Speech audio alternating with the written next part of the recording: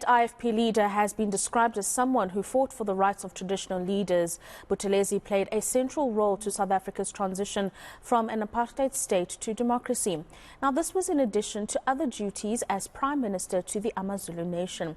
To discuss this further, we're joined by Contralesa's General Secretary Zolani Mkiva. Thank you very much for joining us this afternoon, Mr. Mkiva. And I suppose the one important contribution that was made by the late traditional prince is that, or Prime Minister, is that he was very strong on his views of the role of tradition in the different bodies of the state and in decision-making departments within the state.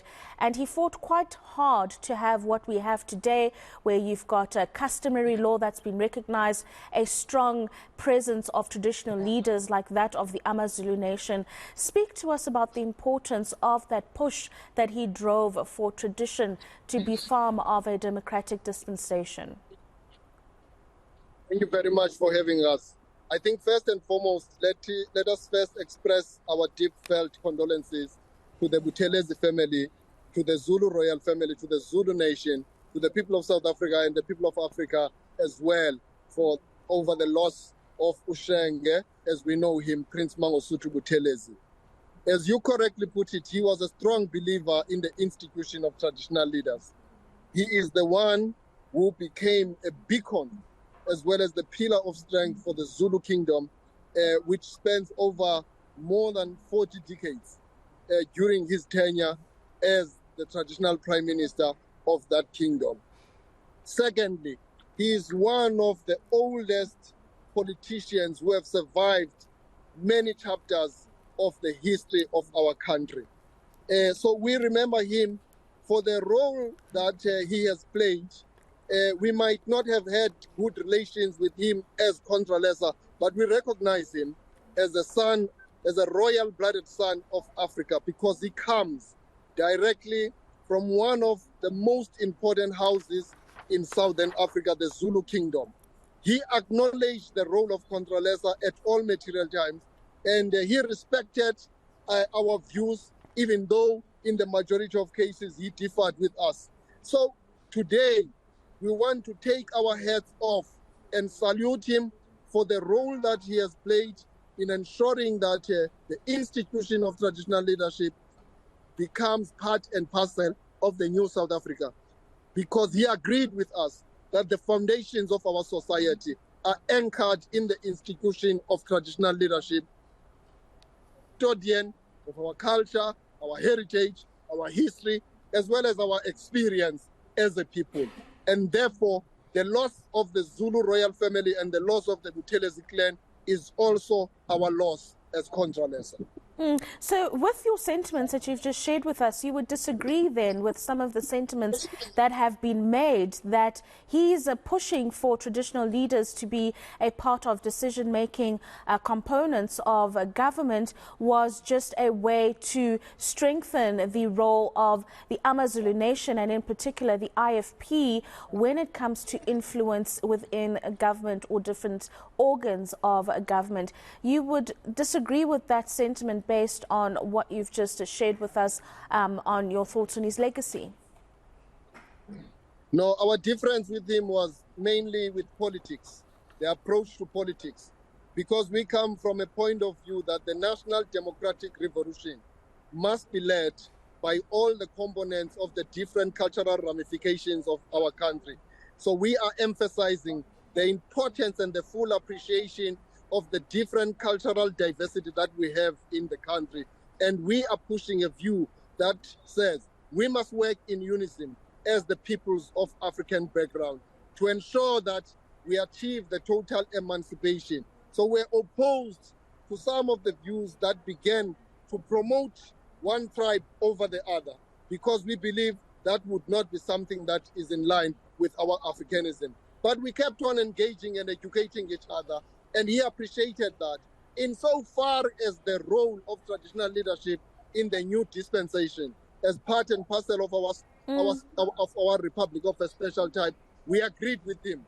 He agreed with us that traditional leaders must play a role as custodianship, as custodian of land, as custodian of our culture, our heritage, and must also be part and parcel of the decision making in terms of being in the main table of where decision of the policy trajectory of the country that it takes, that traditional leaders can't be put in the margins of decision making.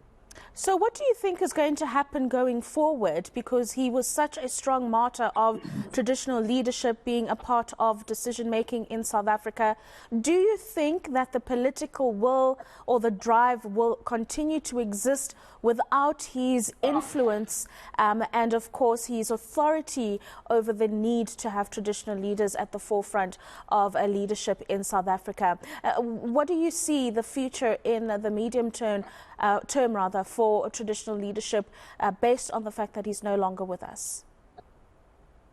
Well, the passing of Mangosuthu Buthelezi leaves a big void, because when an old man who is full of wisdom passes on, he goes away with a lot of information and a lot of content and knowledge and wisdom. But be that as it may, over generations, he has imparted his knowledge to many of our youth, to many of the people within the ranks of the institution of traditional leadership. We ourselves as Contralesa, we are an organized formation, which is a repository and depository of that history, of that heritage, of that content and knowledge. And therefore, I don't anticipate any chaos or a disaster, because we had had enough time, and the Zulu kingdom has had enough time to draw lessons from him. And I think that in the fullest of time, someone else is going to step up and assume that responsibility and take the spear that has been dropped and take that particular role and instrument forward. I believe that he was a strong man within the context of the institution of traditional leadership. He did not work alone. He worked within a collective, and the African things is based on the wisdom of collectivism. And therefore, for me, I think that the Zulu kingdom is organized. The Zulu kingdom is under very strict administration that has capacity and capability to be able to take things forward without any blind spot that would suggest that there is a gap.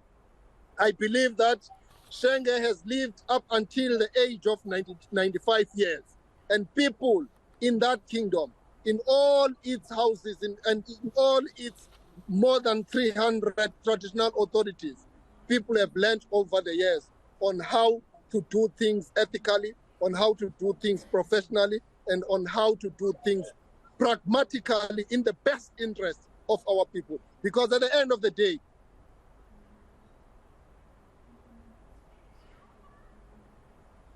It seems we have lost Zolani there, who was finalizing his point on the leadership of the traditional Prince Mangosuthu Buthelezi, who passed away in the early hours of this morning. And that, of course, is reflecting on his role as a traditional leader, but also advancing the rights and the capabilities of traditional leaders being capable arms of the state and decision-making in the country. After the break, we focus on his complex political career. You've heard throughout the afternoon that it was a controversial one, and not many agreed with the stance he took or the sides he took at crucial points on the brink to democracy in South Africa. We bring you that conversation when we return.